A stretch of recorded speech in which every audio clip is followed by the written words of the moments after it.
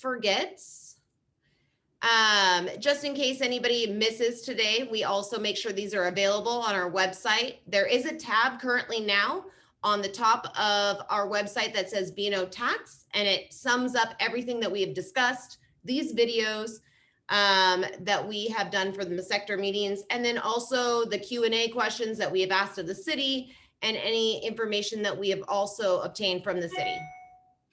We at the Chamber have set up these meetings to ensure that our business community has an opportunity to provide insight and feedback to the City Council on the impacts of a B&O tax on their individual sectors before it goes in front of Council for vote in the first quarter of 2021, which then the B&O tax is going to start, if it goes to vote in 2021, in 2022.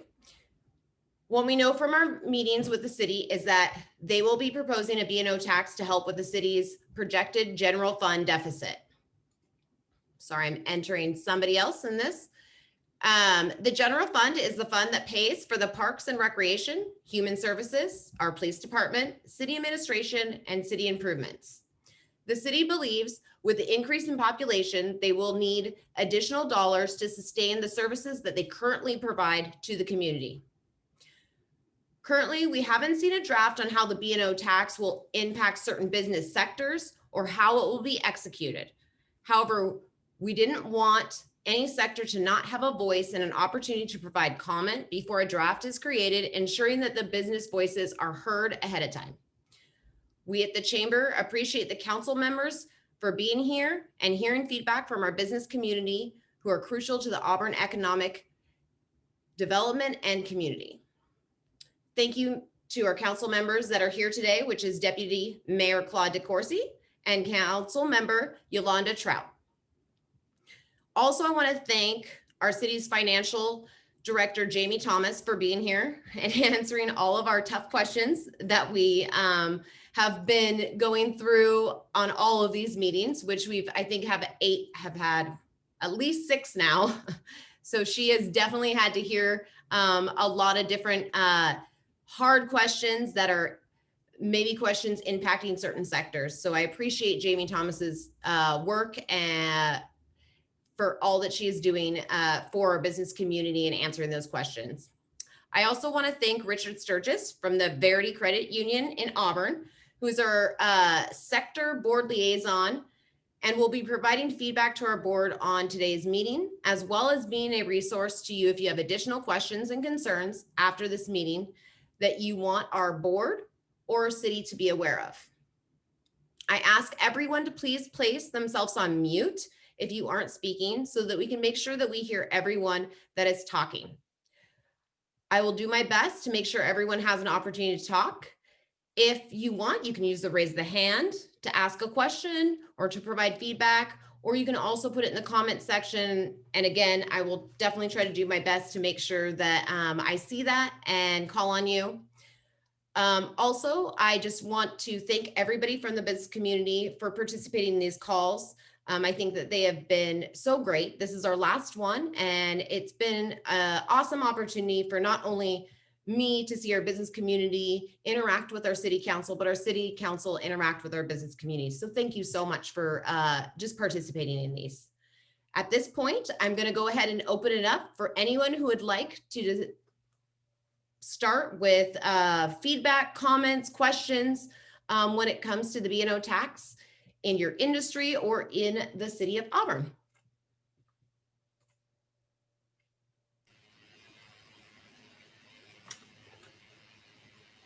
Anyone want to ask a tough question off the bat? Kim, I see your hand. Go ahead.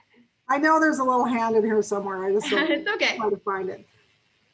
So I heard what you said earlier, Casey, about the general fund deficit and listing out a few of the items that they would help cover. Is there an assurance that that is where the money would go?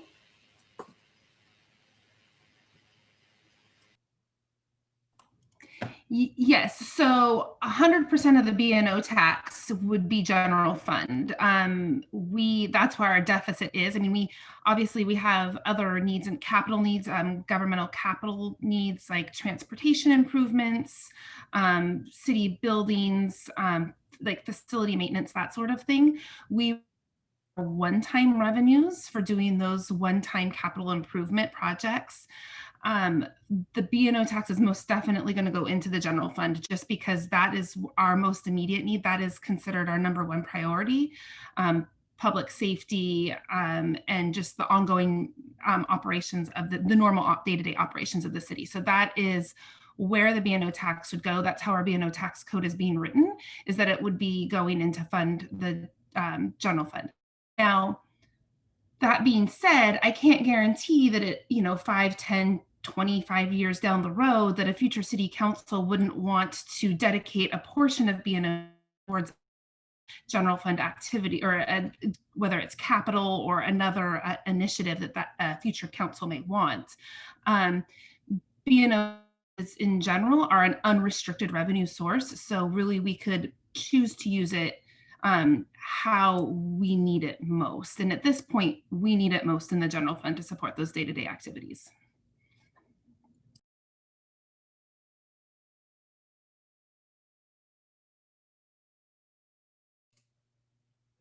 I will go ahead and ask a question actually. So one of the things that I was thinking about is we had some property managers on here discussing from the fact that they pass on a lot of their extra taxes and stuff like that in either a CAM budget or either in a triple net budget.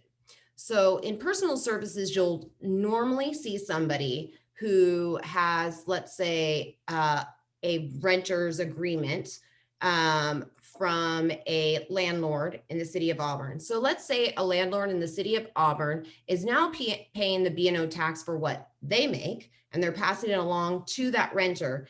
And that is a person that also would have to pay B&O tax. So are they going to have to pay a B&O tax on what their revenues are, on top of the fact that they're getting it passed along in the sense of a triple net or a CAM charge?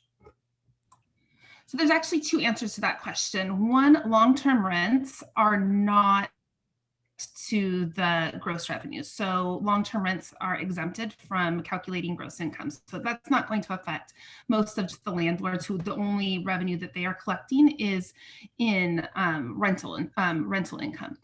The second piece to that, even if that was a taxable activity, and this goes for any business engaging in business in Auburn, B&O tax very expressly cannot be passed on to the end user. So that would make CAM charges unallowable to be including the B&O tax itself. It's a tax on doing essentially the business that you're doing in Auburn. Now, I don't think any of us are naive enough to think that it's not somehow going to be embedded into the cost of business and then passed on to the customer ultimately. But as a pass through, it cannot be just directly passed through to a customer. It is a tax on the business user. Thank you for that, Jamie. Casey, I have a question. I don't know if one of the council members could maybe address it, but when the first conversations about this started, see if I can turn that light down so it's not so bad. When this conversation first started over a year ago, there was a focus on primarily manufacturing and warehousing for businesses that are rather large, as opposed to going after smaller businesses that are, many of them are reporting their incomes on Schedule C. They're not incorporated, and so one of the justifications that's been offered as well, everybody else has it, and I can tell you from the realtor's perspective about some of the significant problems that we've had in that regard. But I'm kind of curious about whether or not it is shifted to let's cast a very broad net and go very deep, or let's go after much larger businesses that have the that are dealing with a lot more revenue churning through their business than some of the smaller businesses. What's the council's thinking about targeting or not? And second, where and why, or where not and why not? So Sam, I can go ahead and take that. Thanks for the question. Great, thanks. Um, I'm going to mute. So okay. This conversation, you may be aware of, this conversation began well over 2 years ago when Shelley Coleman was director of finance before she retired and Jamie came in to take that role. At that time, Shelley pointed out that we were having a future deficit that could come about related to a lot of issues. And the main one, and Jamie will probably talk about this as well, the main one being that our expenses increase more, in some cases, more than 3% a year, and our revenues only increase like 1% a year. So basically, as you know, we have the 1% cap on property tax, which we did this year. We put the 1% levy in place for this year. And that gives us about $250,000 a year in revenue for the city. So it's not a huge amount of money related to that. We're going to be experiencing deficits up around 4-6 million and more. And especially we get in the out years, it's going to be even much more than that. Where if you draw two horizontal lines, one being the revenues, one being expenses, we see the revenues almost flatlining, and we see the expenses just increasing in the unproportionate manner. So as these conversations began, Shelley laid out she actually had a chart where we could actually put in different types of charges, different types of businesses, and how it would affect for the B&O. And we were able to see the lines moving up and down, back and forth to kind of balance out. The conversation did include at that time a preference for warehousing and then manufacturing, but those were conversations at that time. So what staff has now presented to us, and what we actually have put into the adopted budget for the biennium for 2021 and 2022, is a B&O tax. It's not defined yet. It's a B&O tax. So Jamie and her staff have put together the various scenarios of what we would need to make up that deficit in the general fund for the short term, and then again looking at longer term what that would mean. So at this point in time, there has been no decision made, and Yolanda and I can't really discuss pending legislation, but what we can say is that what Jamie and her staff will do is bring this back to council at our study sessions. We'll again reviewing the various scenarios, the dollars that are within those various scenarios, the exemptions that, and Jamie can talk about this more, but the exemptions that would be proposed by staff to be in the ordinance, and from there, council would take it from there. So we will have the opportunity to review this again in detail, probably at least one, maybe two more times before this comes to a vote early next year. And by that time, council will have enough input as to this, as to where we want to take this in relation to a final ordinance and what that final ordinance looks like. So we have a lot of work to do ahead of us yet. And we have a lot of decision making ahead of us yet, but also we need additional data analysis and kind of the structure of how this is going to look in the model ordinance, so we can have further discussions with all 7 council members and I'll say kind of get a feel for where we should go with it. And each council member will have the opportunity naturally to put their input in, to weigh in before we get to a final decision. And again, before it comes to a vote. I hope that answers your question.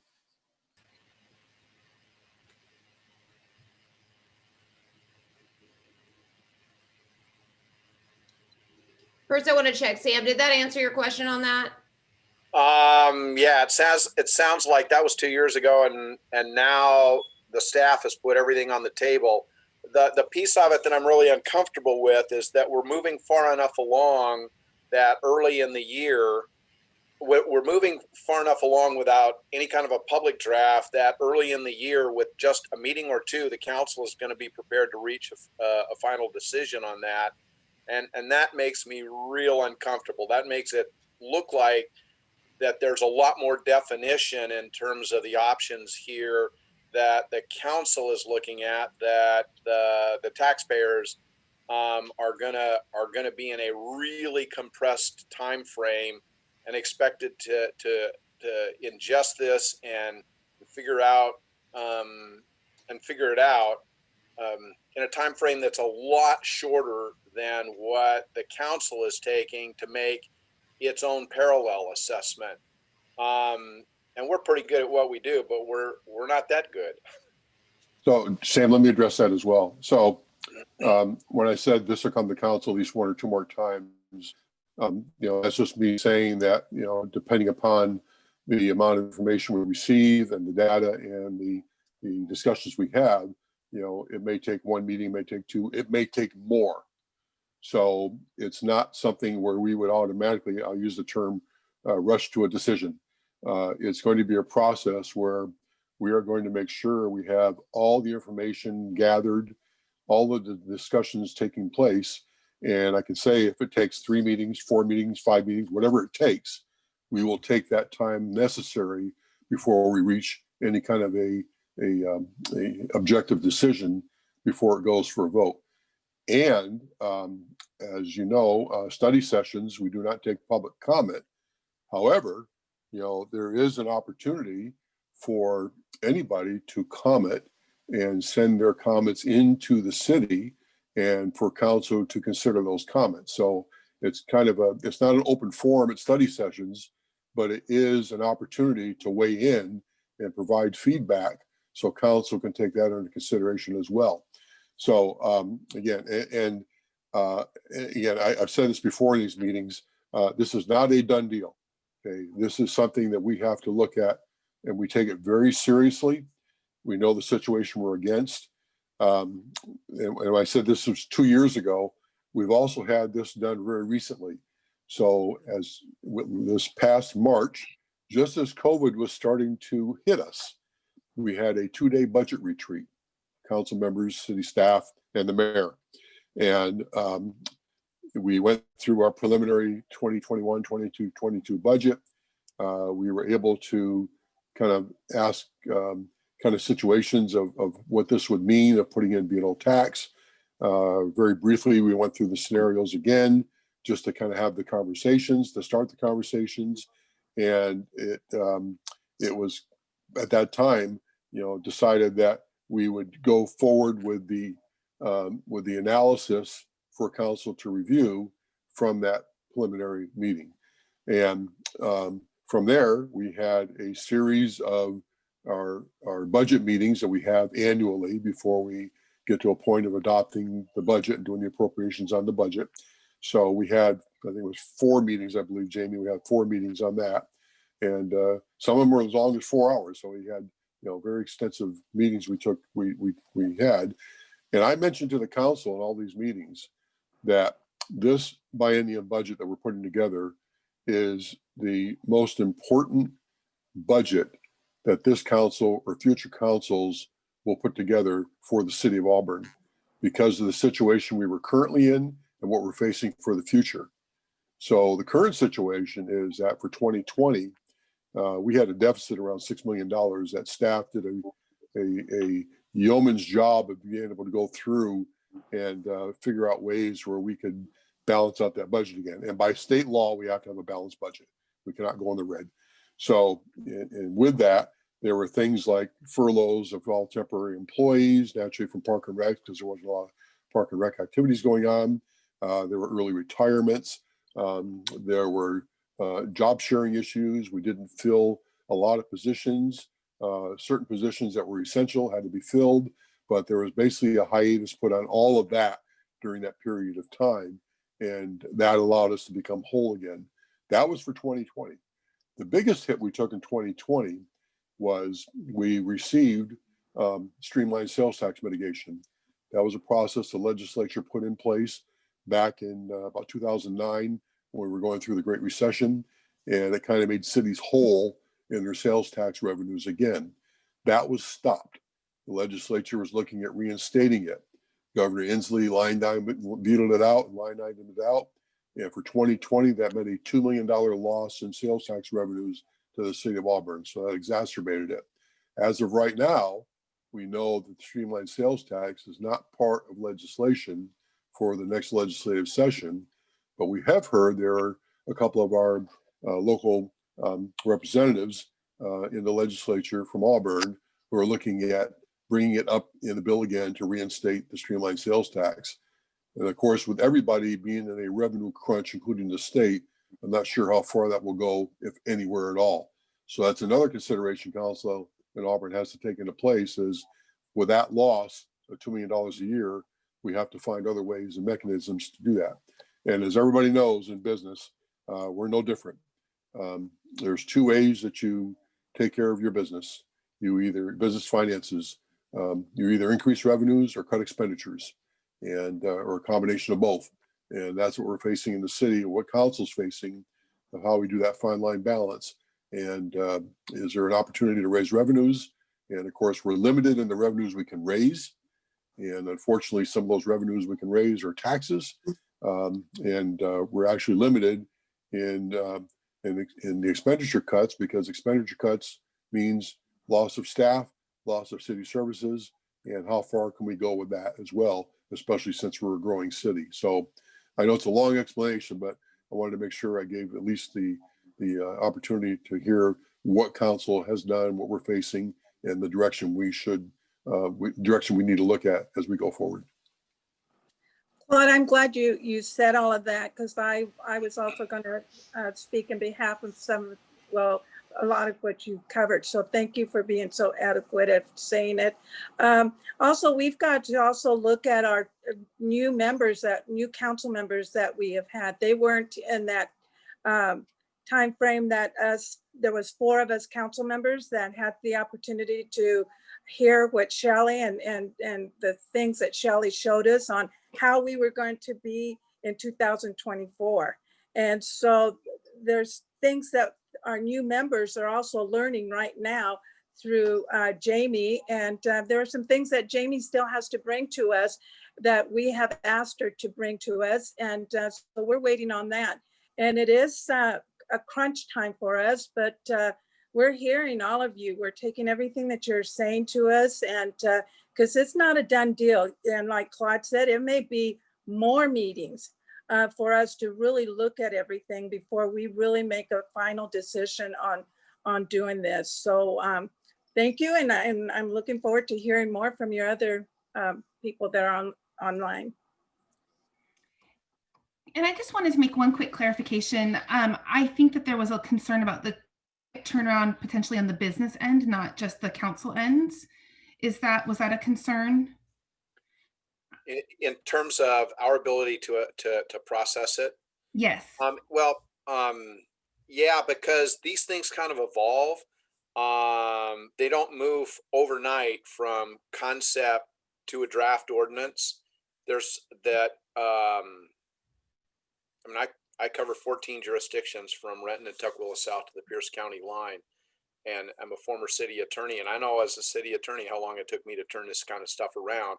And tax policy is not the easiest thing in the world to draft, and definitely not the easiest thing in the world to draft well. And so when I was getting my MBA, one of the things that our professor told us is that the earlier you can bring folks in to the grist of where you are and what you're thinking about, the more likely you're going to have their support after you make the decision, even if it's not a decision they would have supported. And so the more that you can I think I won't go into this right now, but I think the more you can involve folks early in what you're thinking, the better chance we're going to have support for it, as opposed to kind of putting the bow on it and then sticking it out there and saying, here it is, what do you think? And taking a meeting or 2 meetings or 3 meetings to give folks a chance to try to digest it.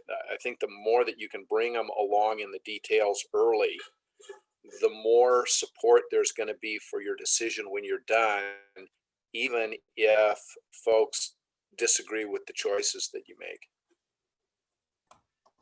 I agree. And I think that is part of what we're trying to do here is feedback. So to kind of give you a timeline, because I don't have any idea what you're thinking about at this point. And that's why, I'll fill in some of those holes there to kind of, not necessarily the final answer. It's not going to necessarily be the be all end all of the ordinance that I'm going to be bringing to the council to consider, talk through and hash through, but to help kind of give you kind of a 1,000-foot level view of the situation. So any ordinance that we put into place, the effective date that we're looking at right now would be January 1, 2022. So this wouldn't be effective in 2021. Idea is that we would get, if it is approved by council, that we would get it approved in February or March of 2021. So that hopefully give at least a good 9 to 10 months, a minimum, for businesses to ramp up, digest the ordinance and the code, and to figure out how it applies and affects them. We'll also be, in that period of time, city staff will be working on putting together Q&As and informational pages, so to help kind of direct to get an idea of how the ordinance affects them. As far as the turnaround time for getting the ordinance together, I guess we're fortunate in the regard that with state laws allowing us to levy a B&O tax, they also have what they call a model ordinance and administrative provisions that we have to follow. So at a very minimum, we have to copy and paste essentially that model ordinance, and then we can add to it. We can add deductions, exemptions, credits to it. And then we essentially fill in the blanks as far as the tax rate, any thresholds that we want to, reporting thresholds that we want to impose in our code. And then really the where it's a little bit more freeform is the discussion of a square foot fee that we've been discussing for wholesalers, which there isn't a model ordinance for that, because technically a square foot fee is a fee, and it will more likely be tied to the business licensing ordinance, not a B&O tax ordinance. So probably 2 revision or a whole new code in one area, which follows really a boilerplate template that we already have for the model ordinance, and then an actual kind of creation of a separate section in our business licensing section. So as far as getting that together, yeah, it's definitely takes a lot of time, because there's a lot of details, especially with a lot of the feedback that we've gotten from the business community, and making sure that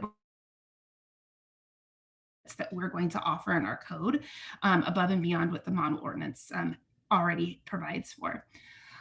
So with that said, like real numbers, you'd mentioned about a year ago, there was more of a focus on the manufacturing and wholesale sector and protection of small business.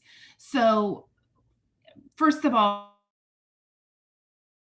council, city staff understand how important small businesses are, and kind of sheltering them and protecting them. So our number one goal when we're putting together this ordinance is making sure that we're protecting small and local businesses to our best extent possible. So that is where that reporting threshold comes to our code. So we've been playing with really a minimum reporting threshold of $500,000 for gross revenue.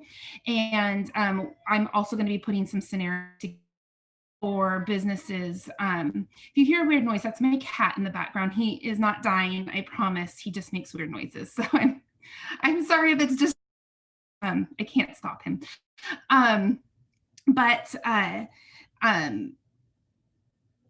We would start with a minimum of a $500,000, some scenarios together also for the council if we had a slightly higher threshold. What we find is really that smaller increment amount that we get with lowering the threshold really doesn't provide the city with that much extra revenue. So where it doesn't really help the city's overall bottom line, it could have a profound effect on that. So that's why we want to be really cognizant of the threshold level, the reporting threshold that we set. Likely it's going to start at 500,000 up to 750,000. The rates that we're looking at are going to be really tiered. So we're not looking at just focusing on the manufacturing and wholesale. We will be looking at all the industries. So the categories set forth in the model ordinance: retail, services, manufacturing, wholesaling, and then other.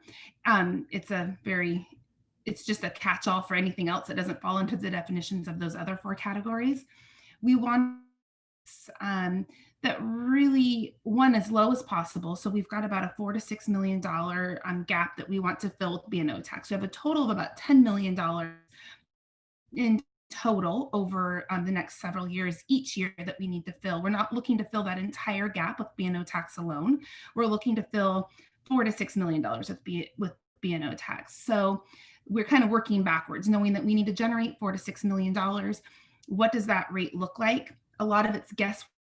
Know all the businesses that currently have Nexus in Auburn. We have business license data for the businesses that currently have business licenses here, but there is so much more suppliers coming into manufacturing facilities, people that are coming in and doing work in Auburn that have Nexus here, that we don't have data on their gross revenues right now. So that part is a little squishy for us when we're estimating revenues. So that said, we're trying to identify a rate as low as possible to fill in to get us to that $4 to $6 million that we need to generate in revenue. We are aware that there are certain industries that have higher margins and lower margins. And so kind of structuring a rate schedule, so instead of percent across all industry and all categories, we want to tier that a little bit. And we're looking at really at this point, we're 0.2%. We're looking at anywhere between 0.05% and 0.1% to get us to that $4 to $6 million. I also want to add on to that, we're also looking at that square foot fee for wholesaling and warehousing activities as well to help supplement. We're not going to be able to generate the full $4 to $6 million with just the B&O tax and keeping the rates low if we don't also have a square foot fee. And the reason why I think that this is important to council, and I think really to ultimately to taxpayers too, is that wholesaling has really, even though they may have a print in the city, their reportable revenues is so much lower because they don't have their revenue, it isn't tied to Auburn, even though they have a lot of activity in Auburn. So we want to make sure we have a lot of strain on our infrastructure, whether it's our utilities and transportation services. We want to make sure that they're paying a similar rate compared to the other businesses, so that the square foot fee gets us to have them contributing more to the overall tax and fee structure. It was a lot of information, but I'm hoping that that helps give you a better idea of where we're at now versus kind of the more a year and a half ago when we were first starting to spitball the idea of tax. We have evolved quite a bit, and we have a much better idea of what we think it could look like in the next year. Kim, did you have a question earlier? I think it's semi-answered because we're only a 5.5 year business so far. I have zero experience with what a B&O tax actually would look like for our office. But I did have a discussion today with someone who said that they've heard that, of course, small businesses can be, pretty hit hard with this. And especially for some reason, I don't know why, it would be the insurance offices. But they didn't have an explanation as to why they thought that, especially it could be our industry. I don't know if you have any experience with that.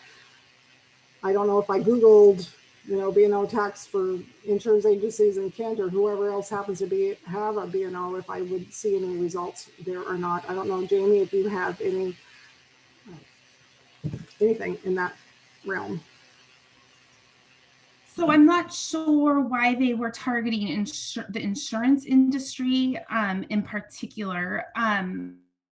If you did go onto Kent's website, you could look their code is written, and ours would be written.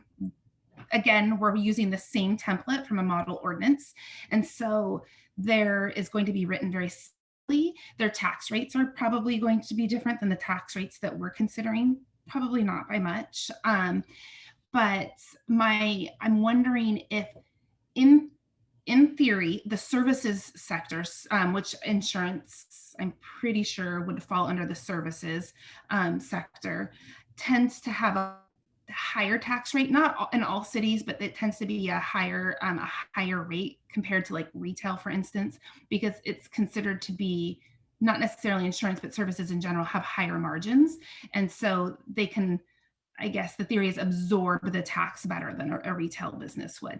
So I don't know, again, why they were calling out insurance in particular. I know that there are a couple of exemptions and deductions within the model ordinance for there's certain types of insurance activities that are actually exempt right off the top from calculating your gross revenue. So without having any more context behind those comments, unfortunately, I can't help you. But if you would like to get an idea of what an ordinance that ours would probably look very similar to Kent, Renton, Everett, of course, there's Seattle and Bellevue, but their rates are so high. Don't look at their rates as comparisons. And Tacoma also has very high rates, and we're not looking at proposing any rates close to as high as theirs are. So Kim, I do want to let you know that on our website where we have our B&O Tax tab, it does showcase the cities in Washington State. There's a handful of them that have a B&O tax, what that tax rate is. So we know which cities have it and which cities don't. One of the things that I would like to say to council is that we have been able to create economic development based off of the fact that we don't have a B&O tax. Us here at the chamber, obviously, we do not want to see harder impacts on our business, as we want to bring business here, and we also want to ensure that we have jobs here for the ever-growing city of Auburn. And when we impact businesses, we impact jobs. Clearly, that is that will happen. One thing I think also that we want our city council to think about when they are looking at this is our businesses pay a certain amount, just like our community does, our residents do. And what our residents benefit off of that typically is our parks and our recreation and other programs that the city provides that are awesome programs. And I'm very thankful that our city provides those programs. At the same time, though, our business community looks at it as you're taxing us an additional amount of dollars. We already pay our power and electricity bills. We're already paying our sales tax, all those things. And I understand that only a certain percent goes to the city of Auburn. But what are we doing to ensure that our business community is getting what they're paying for? And I think that that's an important factor that we need to communicate to our business community, because right now our business community thinks we have literally had to take out loans. We have had to stretch every resource possible. I know from a fact, when I got into this role, I had a huge deficit that I had to work hard at getting rid of. And that meant less manpower. That meant less resources. I had to be very creative so that we could get out of that. But that took a good year for us to recover. And now we're asking our businesses, if this goes to vote in 2021, it's going to take a lot of these businesses over a year to be able to get back what they used to have. Are we going to now start looking at the fact that they're not going to be able to recoup because it's going to start in 2022 and they haven't had enough time to recoup from the losses that they had of COVID? I feel bad genuinely that this is a topic during COVID for the city and our businesses. And looking at where we're at right now, I really truly believe that the council needs to think about what services the business community is going to obtain from this B&O tax that is now imposed on them, along with the other hardships that our community has had to face right now.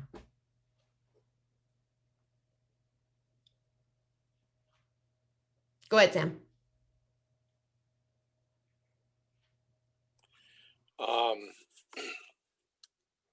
When you frame the context of this and the council considers it, one of the things that I hope, I really appreciated your in-depth explanation of the council's process and the council's internal focus on its finances.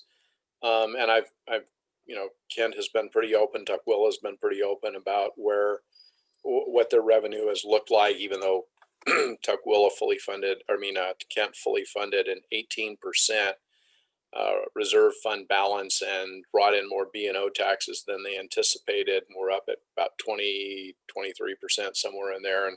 And so then they reallocated that money to get the reserve back down to 18. And it has certainly helped them through this, this situation, but it has tended to be an internal focus.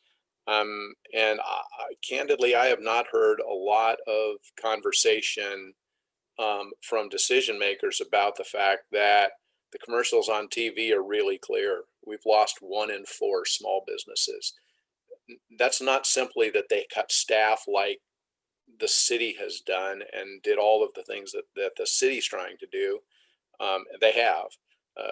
Even so, 25% of them didn't make it, and that carnage is not done yet. For our realtors, we have kind of a unique situation with licensing law where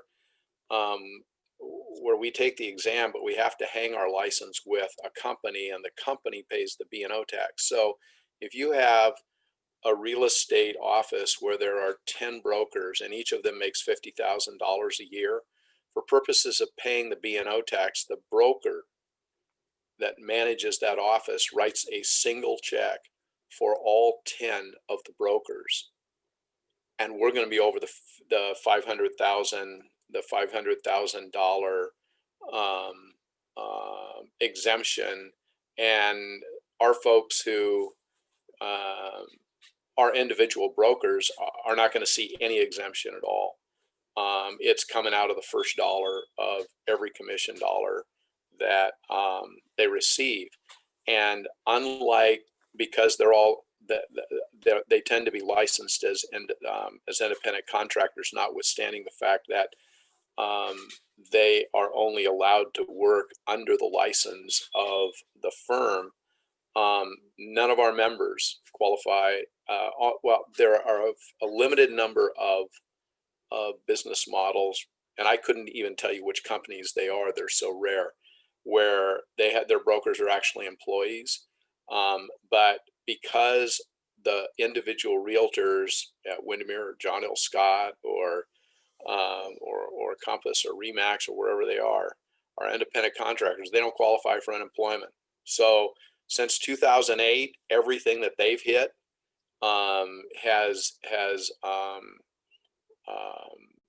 has been without the safety net of unemployment. They weren't initially included in even the federal relief, and the National Association of Realtors was able to go to Congress and say, hey, can you include our independent contractors in this? And we got some help, but that money's all gone, and that has not been renewed. The real estate market looks like it's going gangbusters, but the reason that it's going gangbusters is that prices are really, really high, because we've only got one house or one dwelling unit for every 3.5 to 4.5 people that have taken a new job. And so it doesn't mean that there's a ton of transactions going on where lots of realtors are doing lots of transactions. It's a situation where there's almost nothing to sell, and what is selling really high. And so on that one transaction in 4 that's needed to meet the actual market demand, that transaction looks pretty sexy. But when you look at our industry, we get hammered by this situation, and we don't have the safety net that everybody else does. When the B&O tax was initially passed in Kent, Elizabeth Albertson, who was on the council at the time, said, we understand that you guys get hit really bad on this, and we'd like to do something to try and take care of it. And that never happened. And it's never ever been revisited. What has happened is that there have been 4 different B&O tax increases in Kent for a B&O tax that was originally put forward to deal with emergency roadway repair, capital improvement plan. They had some real emergency needs in their transportation improvement program. And when they started getting a whole lot more revenue, they left the funding for the segment of the TIP that they anticipated, and then they started spending it on other stuff. That's not what I understand you're proposing to do here. You're proposing from the outset to put it into the general fund, which then gives you the significant latitude in terms of how you want to spend it. So in terms of having people being upset that you said one thing and did something else with it, you're going to have the latitude here if you put it into the general fund to keep your word and and still spend it like you want. And so I think that's a situation that will allow you to avoid some landmines, based on other people's experience. But it still leaves open the question that Casey was talking about. One of the areas that they've tried to put some of that money into in Kent is parks. And one of the things that I've seen since Derek Matheson was first the city manager in Covington, and he was there for a while and has gone to Kent, is they have tried they tried a lot of different ways to fund parks. They talked about a parks and recreation district, and the realtors supported that, put money towards that campaign, trying to get it to work. And what we've seen is, and we see this in Kent too, is that everybody likes those parks, and they're nice, and they make the community nice, no question about it. But the residential taxpayers don't like them enough to be willing to pay for them. And so one of the concerns, if I'm hearing Casey right, and please, I know you're very strong. You won't have any reservation to set me straight if I'm off the base on this. But if the business community is going to be paying this, it would be nice to know that we're paying for the most important things that everyone's willing to pay for, and we're providing benefits that help move the needle for everybody that's paying those. Now, you can't be greedy and say, well, we're paying taxes, we get all the benefits. That's not how it works. We're all in this community together. But I think there will be more support for whatever you do if we can remember we're all in this together, not only on the taxing end, but also in terms of where we spend that, in terms of preparing the community to grow its next great segment of revenue from businesses. Most of those are going to come from small businesses here, not from big businesses moving in, I believe. So that's enough for me. So, Sam, let me make a comment. I know Jamie will probably want to address this as well. You've been a city attorney. You know what goes on in city government and what city councils face. And we as a city council are very sensitive and aware impacts on business.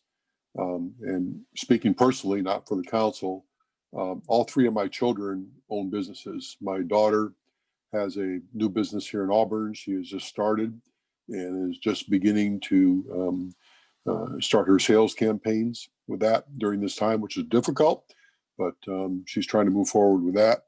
My oldest son owns 2 franchise restaurants in the around the Portland area, and he's laid off 80% of his employees, and he's faced with the issues like everybody else is faced. He got a PPP loan, or grant, whatever it was. He's gone through that whole process. Fortunately, he's been able to, at least in one of his restaurants, have a fairly good takeout and delivery business, where the other one, which can actually at a 50% capacity, could seat 140 people, actually has no in-house dining, and the governor there has now shut down all outdoor dining as well. So, no, basically very few revenues coming in. The only one who's thriving is my son in Peoria, Arizona, who owns and operates with his wife an Amazon Prime delivery business. And he's actually increasing his employee base from, he increased it from 40 employees to 75. And he's gone from initially 4 trucks to 45 trucks. So he's doing well. And so I guess my word to everybody is that if you want to thrive, start an Amazon Prime delivery business.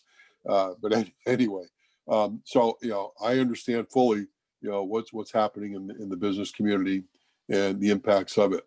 Also very sensitive to what's happening during this period of time in COVID. I've had communications with some of the business owners in the city, including some that have said, I'm hanging on by my cuticles. I can't do this any longer. I've laid off all my employees. It's my wife and I are doing the business now, and we can't survive. We know what the impact is with that. And we also know what's going on in Washington, D.C. between the feds and their decision-making, which is not helping any of us at this point in time. And hopefully someday they'll get that big slap up the side of their head and understand what it means to have the impact on the individuals and businesses and everybody else who's affected by this. We as a council, again, will take everything into consideration before we make decisions. You mentioned the threshold. We haven't determined the threshold yet. Jamie's made some suggestions of what the threshold should be, what the exemption should be. We have had no decision with that whatsoever. That's going to be part of and including of the conversations we'll have going forward. And again, I want to restate that, whatever number of sessions it takes for us to go through and gather and have the data, have the information before the ordinance comes to council for a vote, is the time we will take to make sure, first of all, that we do this right, that we do this in a sense where it has the, I have to use the words, least amount of impact, or we don't do it at all. And this is what your council is facing and the decision making we will have at that time. I really appreciate you talking about your family situation. I was testifying in Olympia one time, and I was reminded of a U.S. Bank commercial that said, if you've owned a business, no explanation is necessary, and if you haven't, no explanation could possibly be sufficient. And to the extent that council members have some of that, either original or acquired, I almost say it's almost like you got to have a recessive gene to be willing to go in business and wake up without a job every day. To the extent that you guys are able to share that personal connection to those challenges, I think is really, really powerful. And I hope that however this turns out, as you guys go forward, that you'll be willing to share those kinds of things early and often and continuously, because I don't believe that you can look at the situation with your 3 kids and not have that affect the values that you bring to the decision you're going to make. And I think it's really important for people to know that that's part of your values too, in a really concrete way that's tied directly to your family. I think that's a powerful, powerful message. And so to the extent that you can add that context to the richness of your messaging and your discussion, I think we'll leave everybody feeling like we can come together at the end of this and continue to work together to figure out how to move the city forward. I really appreciate that. I have to tell you, for my daughter's business, I am her managing consultant. I'm her business manager. I'm her purchasing agent. I'm her bookkeeper, trying to be her accountant. I'm her banker. I think there's probably 3 or 4 other things I do for her as well. Oh, I also, I'm her inventory control clerk. I do all that stuff for her. So intimately involved. You may want to get some stock, because it may be be a while before you see a nickel out of that. I've already told her. I said as she grows, she's got to take this public. So we'll go from there. But at that point in time, you know, I'm also the financier of the business at this point in time as well. So you know, it's I'm in with both hands and both feet, and maybe someday I'll get compensated, but we'll see. What business is it, Claude? So we can go. She makes handmade 100% soy wax scented candles and wax melts. She also is looking at making handmade soaps and some other products that she is putting into the business as well. And in fact, yesterday she just completed her online store for Etsy. She has a Shopify account, and very graciously, Councilmember Trout was her first customer. And I have to say, her candles are really nice. I was going to give them for gifts, but I ended up keeping half of them, and the other I did give away. But Sam, I also have family members who own their own business as well. I have a brother who owns a newspaper on the east side of the mountains. And then I have a younger brother in Federal Way that owns his own business. And he also has to deal with all of these taxes as well. And on one of the meetings, somebody says, you know, council, I hope you have a heart, you know, and you won't find a council like ours, that every one of us have got a huge heart, and we are very sensitive to this.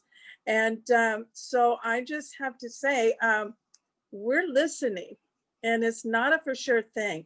So thank you for what your comments and everything that we will share at council when it comes to time when Jamie presents more of the information that we have asked her to bring to us. So yeah, we'll just keep our hearts there and listen and move forward. So on that, I just really want to say thank you, one, to our city council to being present to these, right?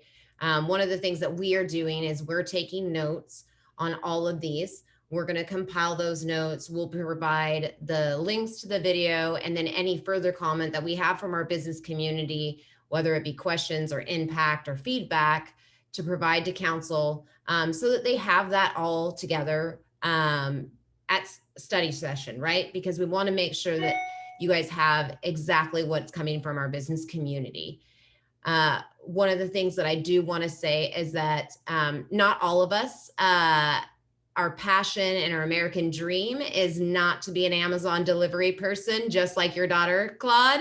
And I thank the world that she has a different passion, because I am a connector and I do not want to drive a truck all day. I want to connect businesses with other businesses and with the community. And I don't know why, Claude, you haven't given her my email address, but this is a sales pitch that she needs it.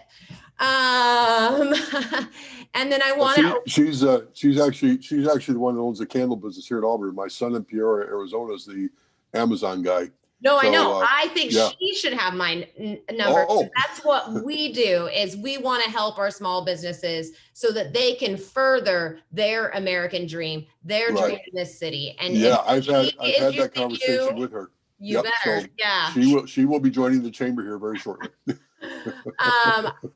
Also, I want to thank Richard. I know that you didn't have a chance to speak at this point. So before we close this, I wanted to make sure, Richard, if you had any thoughts or any comments, please feel free to speak now. Why, thank you. I just Oh, wanna say also thank the jokes, right? You brought the jokes? Yeah. Okay. Thank you to council. This has been very educational for me, and just being a part of this. Jamie, thank you for answering some of the tough questions that's been thrown out through the sessions. Really appreciate that. And our small businesses that joined the call tonight to give feedback, really appreciate it. We all care about the Auburn community, and through feedback, I hope that we can all get this right when the time comes. With that, that's all I have. Thank you, Richard. Anybody have any other comments before I go ahead and let you guys have the rest of your night back? I will say I so appreciate the Parks Department and what they have put out to try to fill in the gaps for the holiday festivities and whatnot. Garrett went on a little too late to get in on that Jolly Lane reservation, but I watched the video from Mayor Nancy's email newsletter, and wow, what a really nice program. I did the It's a Wonderful Life radio live program. That was fun.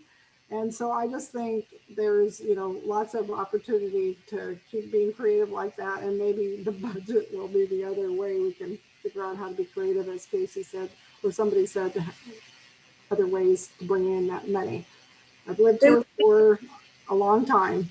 So It would be nice to see the businesses have a contest and decorate your businesses. I know some other cities do that, and it really cheers up your businesses as well. yeah, thank you for that. Yes. If I wasn't headed out of town, I probably would take you up on that. So I just want to offer this one follow up on that. As you know, I cover 14 jurisdictions in South King County, and I don't think there's anybody that any of the other cities I've seen that have been as prolific as Auburn in trying to have their Parks and Recreation Department, and I'm guessing probably the mayor's office as well, making sure that to the maximum extent possible, people remain connected via Zoom events and stuff. I mean, I think I probably get probably 7 to 10 emails a week about something that's going on in connection with the city trying to address that emotional connection need and keeping people active. And as I say, the degree to which you're active in that regard really stands out. Thank I will you. make sure I pass that along. Yeah. Yeah. I think we have very good staff, as we have Jamie. She's awesome in what she does. And we do have a lot of good staff in the city of Auburn. So go ahead and pass that on to Mayor Nancy, Jamie. We do have really good And staff. I will Daryl say- too. Wow. I will say that the city of Auburn has great staff that really cares, especially when I had over 1,000 people on Saturday come to pick up community free bags that we gave to our children. We had the police called on us 3 times for the traffic situation that we got rid of our bags that we had within an hour because the community does want to participate and wants to see that holiday cheer. And we as the business community were thrilled that we actually got to provide something to our community. It had nothing to do with our businesses, but directly to the residents that lived in Auburn. And that was a pure joy. And the police unfortunately had to come to us 3 times, and they were so nice. So I want to thank you guys all again for attending. Please reach out to me if you have any other questions or feedback. I am always here. Send me an email. Thank you again, and have a wonderful night and a wonderful holiday season. Thanks, Casey. Thank you, guys. Thank you. Bye.